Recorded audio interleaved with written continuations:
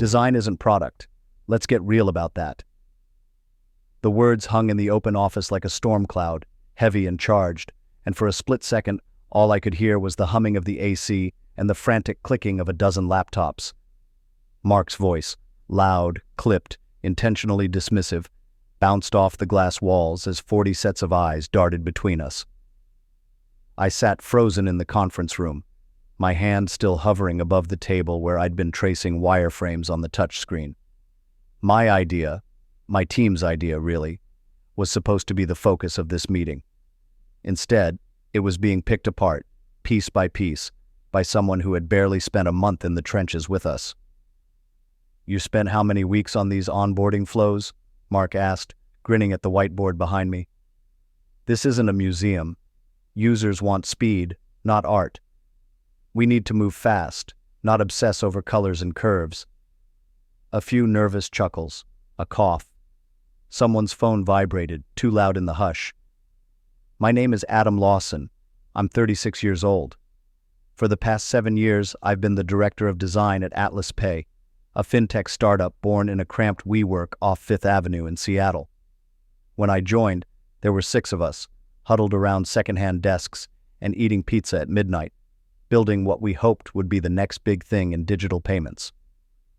Now, there were 200 employees, glass offices, VC funding, kombucha on tap, and, for the first time, attention I could taste. Mark Winters, our new VP of Product, had arrived 3 weeks ago with all the force of a corporate hurricane, Harvard MBA, ex-Visa, 5 years at a FAANG company. He wore expensive suits and a permanent frown, like he was smelling something off every time he stepped into a room. The board called him a visionary. The devs called him the icebreaker. He'd been brought in to take us to the next level, though no one could quite define what that meant. But what everyone understood, instinctively, immediately, was that things were about to change. 6 years earlier. I still remember my first day at Atlas Pay. There was no welcome packet, no corporate onboarding, just a handshake from Ethan, the founder, and a stack of yellow legal pads covered in half-baked ideas. "You'll figure it out," he'd said, grinning sheepishly as he led me past servers whirring on wire shelves and a whiteboard scrawled with our original mission: make money movement effortless.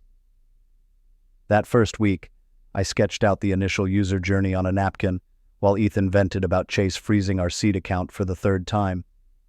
At night, I'd walk the dark streets home to Capitol Hill, replaying every pixel in my mind.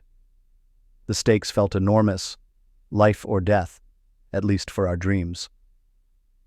Atlas Pay wasn't just a job, it was a leap of faith, and I jumped all in. Over the years, I assembled a small but passionate design team. Ava, who'd left Amazon for more creative freedom. Jay, a Korean-American prodigy, whose sense of color was borderline mystical. Lena, our first junior hire, who brought home-baked cookies to every launch. We worked weekends, we fought about fonts, we became a family. Ethan and I, founder and designer, built a ritual. Every Friday afternoon, we'd walk down to the pier, grab 2 hot dogs, and just talk. About the product, about the market, about life. There were days he'd call me his co-founder in everything but equity. I never asked for more. We survived our first hackathon win, our first product meltdown, our first round of layoffs when an investor pulled out. Through it all, I kept building, kept believing. The team started calling me the glue. Not flashy, not the loudest voice, but the person people came to when they needed things to make sense again. The company grew, so did the stakes. The old WeWork faded into memory, replaced by an airy loft on 8th with exposed brick, barista-grade coffee machines, and a view of the Sound. We had made it, or so it seemed. Those early days blurred into one another, late-night sprints before demo day, the team ordering takeout while I whiteboarded user flows, laughter echoing as Ethan tried and failed to fix the office espresso machine. We celebrated small wins, our first paying customer, our first wow review from a user who sent money to her family in Vietnam, without the usual headaches. Ava brought in a karaoke machine to celebrate our Series A. I still remember singing Don't Stop Believin' at 1 a.m., half the team off-key, all of us too exhausted to care. Design wasn't just a department at Atlas Pay, it was a pillar. Ethan made sure everyone knew it. When we landed our first bank partnership, it was because our app's interface felt so intuitive, their execs kept asking who designed it. My team became known for obsessing over details that no one else saw. We built accessibility features months before competitors even thought to. I still remember Lena spending a weekend testing screen readers and coming in Monday with a spreadsheet of bugs. We fixed every single one. Sometimes I'd catch Ethan watching us from his office, a small, satisfied smile on his face. "You made this real," he'd say. "You made us real." We didn't always agree. Ethan could be stubborn, and I had my own perfectionist streak. But we shared the same goal: do it right or don't do it at all. That was Atlas Pay's DNA, until the day it wasn't. The first hint of change came in an email, subject line, "Welcome Mark Winters, VP of Product." Mark was scheduled to start on a Monday, but he arrived Friday afternoon, unannounced, and spent 3 hours pacing the halls, jotting notes, rarely smiling. His handshake was limp, his eyes scanning everyone as if we were inventory. The next Monday, he called an all-hands at 8 a.m. sharp. Ethan introduced him in glowing terms: global perspective, discipline, the next phase. Mark thanked Ethan, then launched into a 30-minute monologue about redefining org structure for scale and optimizing for execution. He used the word synergy 6 times. I sat beside Ava, exchanging looks. I could see worry flicker across her face. By Wednesday, Mark had reorganized the product teams.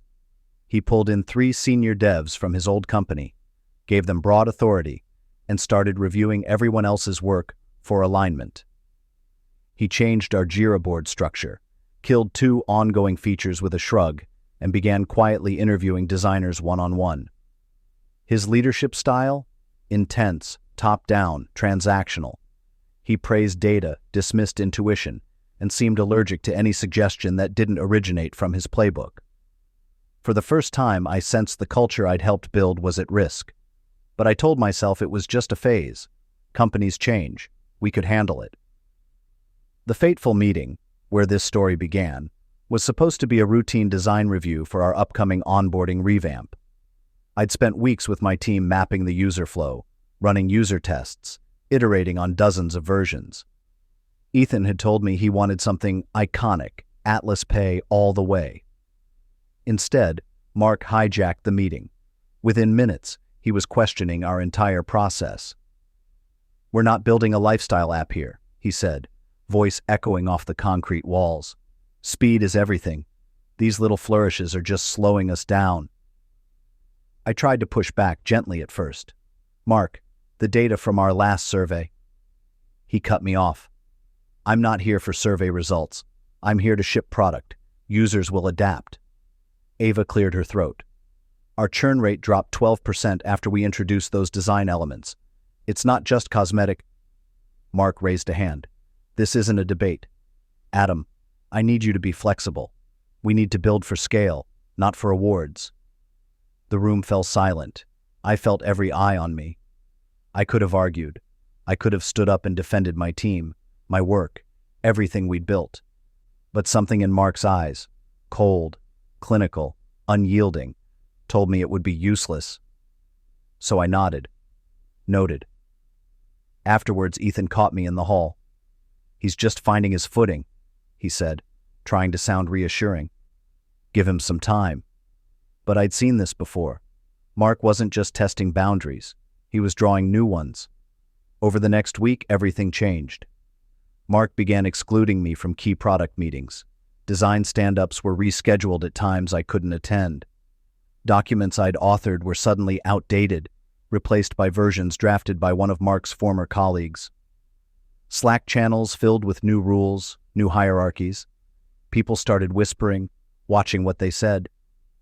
Ava confessed over lunch that Mark had called her stubborn for raising concerns in a meeting. Jay found his access to certain Figma files revoked with no explanation.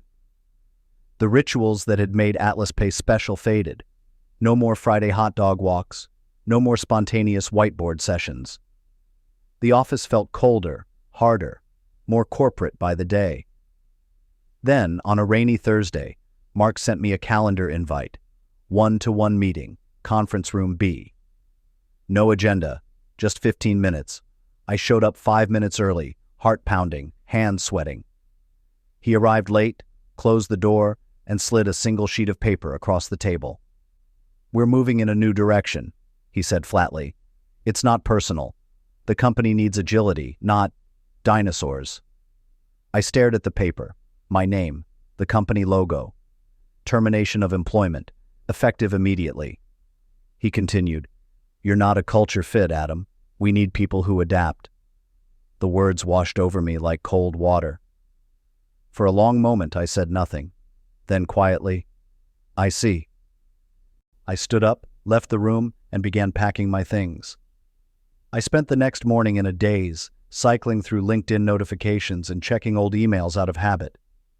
My mind replayed every detail of the last month, the raised voices in the conference room, the way Mark's face stayed blank whenever I spoke, the flash of something almost triumphant as he handed me my termination letter. I tried to distract myself, but even the dull throb of disappointment couldn't drown out the questions running through my mind. By noon my phone was buzzing again, texts from my old team. "Adam, are you all right? Did Mark really fire you? People are freaking out. He just announced his friend as acting head of design. No interview, no vote." In the FinThrive Slack, things were moving quickly from shock to outrage. Maya, my most senior product designer, messaged privately. "He wants us to cut the onboarding flows, says they're unnecessary. Removed the savings widget, told us to optimize for speed, not polish." I don't think he's even used the app. That afternoon, Mark made his first public move, an all-hands call scheduled for 4 p.m., subject line product realignment. A few of my old colleagues forwarded the link, asking if I wanted to join as a guest. I declined. Whatever Mark had planned, it was no longer my stage. Instead, I sat by the window and watched Seattle drizzle turn to a heavy downpour, the city outside soft and gray. I scrolled through months of team photos, our product launch party, design sprints, inside jokes in whiteboard marker. I'd helped build something real here, something that mattered. By evening, my phone buzzed again. Maya. He pushed the new build live. Nobody on the design team signed off. Customer support just got hit with complaints. Users are pissed. I'm seriously considering quitting. That night, I lay awake replaying everything. Not just my own exit, but the cracks opening up in the company I'd poured myself into for nearly 7 years. The next few days, the cracks widened. Slack was chaos.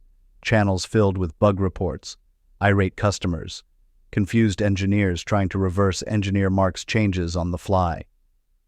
My former team pinged me for advice, and I answered when I could, careful not to overstep. I knew what it felt like to work somewhere and have your old boss hovering in the background. Still, I cared too much to ignore them. Owen, the founder, sent me a text on the third day. "Did you see the App Store reviews? What happened?" I waited half an hour before replying. "I'm not sure. I haven't touched anything since I left. Are you free for a call tomorrow?" That night, I found myself opening Figma out of habit, tinkering with old flows. The urge to fix, to solve, was as strong as ever.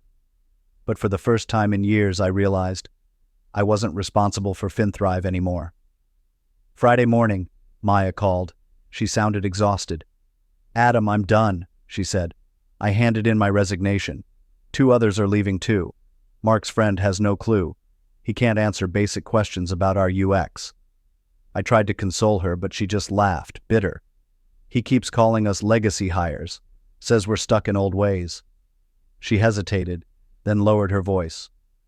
"You know, a bunch of us wrote to Owen. He had no idea about your firing.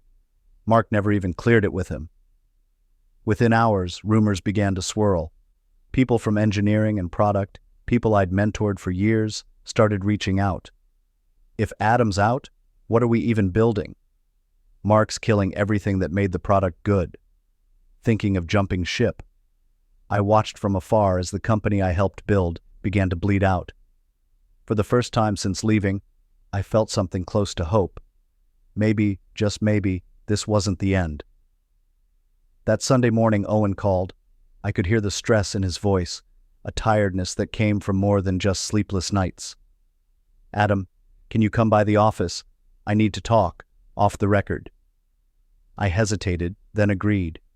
The building was nearly empty when I arrived, just Owen in his glass-walled office, stacks of papers and a whiteboard covered in angry red marker. He didn't waste time. "Tell me exactly what happened with Mark." I told him everything, about the team meeting, the way Mark undermined me, the culture talk, the firing. I left nothing out. Owen listened in silence. When I finished, he let out a long, slow breath. I trusted him to professionalize things, not gut the company. He shook his head. "I'm getting emails from everyone. People are threatening to quit. Our NPS dropped 40 points in a week, and the board's calling me twice a day." I said nothing, just waited as he paced the room. "I need you to come back, Adam, not just as head of design, as someone who can help me fix this." I hesitated. "What about Mark?" He didn't blink. "He's done. I'll handle it." Monday morning, I walked into the FinThrive offices as a visitor. The air was tense. People watched as I crossed the lobby, whispers spreading down the hall. Mark was nowhere to be seen. Instead, Owen greeted me with a handshake and a tired smile. "Ready to get to work?" I nodded, a familiar sense of purpose settling in. The next 2 days were a blur of meetings, debriefs, crisis calls. Owen called a full team meeting, his voice steady but somber.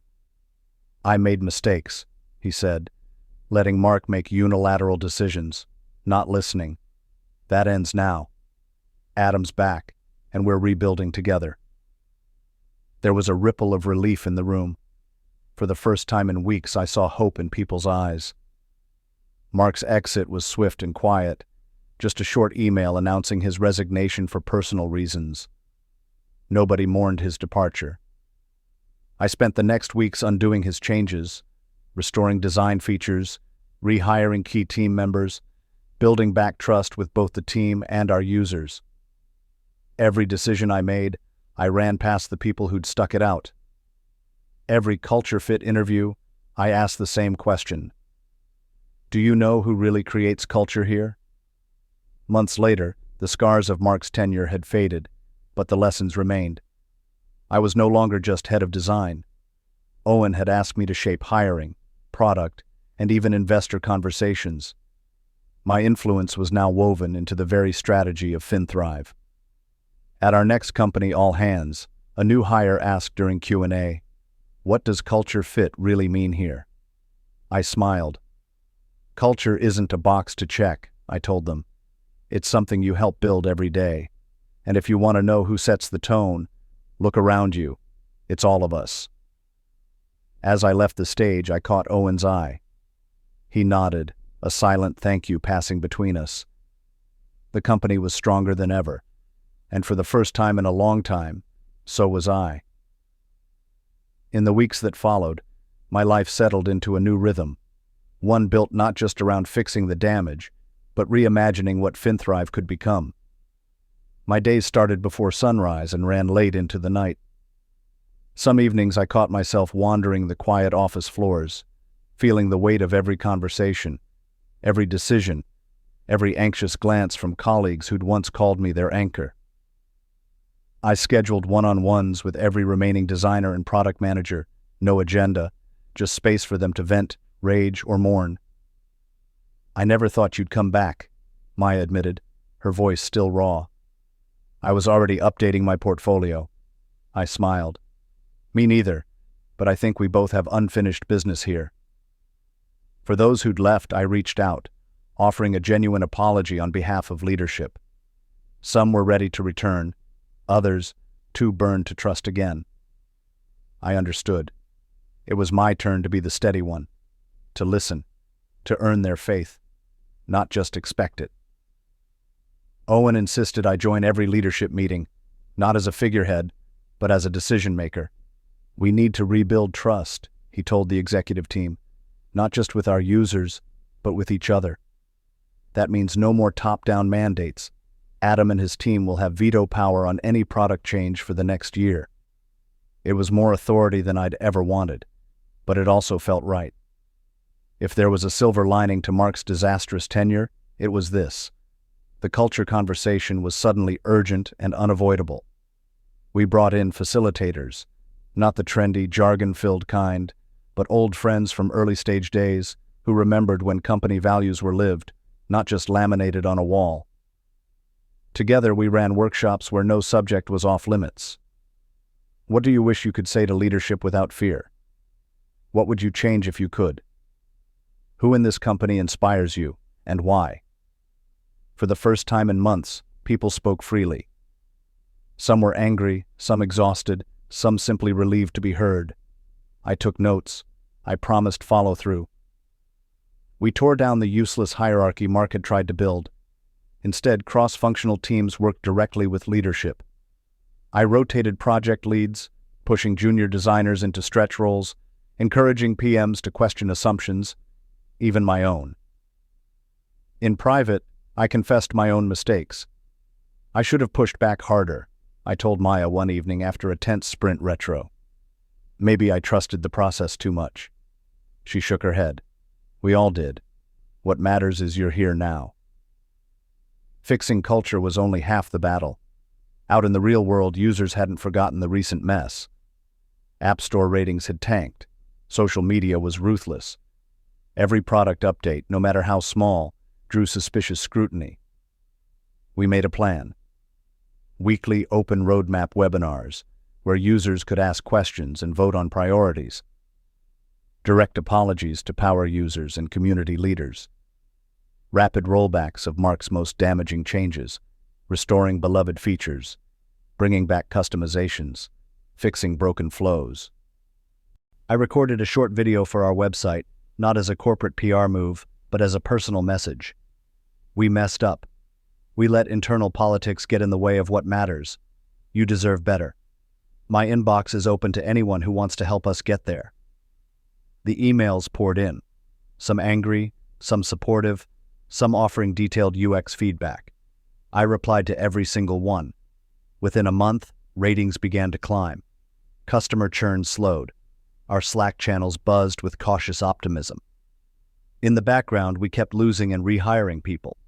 Not everyone could recover from the disruption, but those who stayed found themselves transformed by the experience. One late night, as I walked through the nearly empty office, I found Maya and Owen sketching flows on a whiteboard, laughter spilling down the hallway. I paused, watching the scene. Real teamwork, real trust, restored. At our next quarterly all-hands, I stood before the company. My notes shook in my hand, not from nerves but from the sheer weight of the moment. This team was nearly destroyed by a single bad decision, I began. But you rebuilt it. Not me, not Owen, not any one person. All of you, together. Afterward, people lingered, hugging, swapping stories, making plans for lunch. The sense of unity was real, maybe stronger than ever before. 6 months later, FinThrive was no longer just surviving, it was thriving. Our numbers were up, sure, but that wasn't the headline. The real win was the feeling in the hallways. Open doors, honest laughter, new faces eager to learn from the old guard and vice versa. We made some big symbolic changes too. The head of every vertical, design, product, engineering, now sat on the hiring committee for every leadership role. Culture wasn't lip service, it was embedded in process. Owen gave me a new title, Chief Product and Design Officer, reporting directly to the board. But I asked him for one final favor. From now on, nobody gets fired for culture fit unless I sign off. And before I do, I want the team's voice in the room. He agreed without hesitation. On the anniversary of my return, Owen hosted a dinner for the original founders and early employees. The conversation drifted from war stories to future plans. Glasses clinked. Toasts were made. After dessert, Maya pulled me aside. "You know, Adam, you're the reason I stayed." I smiled, humbled. "Honestly, you're the reason I came back." At home, late that night, I found the old FinThrive launch hoodie, the one we'd all signed with silver marker on that chaotic first release. I put it on, sat on the balcony, and watched the city lights. The pain of the past year hadn't faded, but it had changed me. I understood, now more than ever, that culture wasn't set by slogans or CEOs. It lived in the daily actions, in who you hire, who you listen to, and who you fight for. Somewhere in the distance, a siren wailed, blending with the soft hum of the city. I took a deep breath and let it go. Weeks later, at a new hire orientation, someone asked, "How do you know if you're the right culture fit?" I paused, looking at the eager faces before me, thinking of all we'd been through. "I'll tell you a secret," I said, smiling. "Culture fit isn't something you inherit or pass a test for. It's something you help create every single day. And if someone ever tells you otherwise, ask them, do you even know who built this culture to begin with?" I watched them laugh, relax, and begin to find their own place in the story. For the first time in a long time, I didn't worry about the future. We'd built something worth fighting for, together. And as long as I remembered that, no outside threat, no mark, no board, no ego, could ever truly break what we'd made.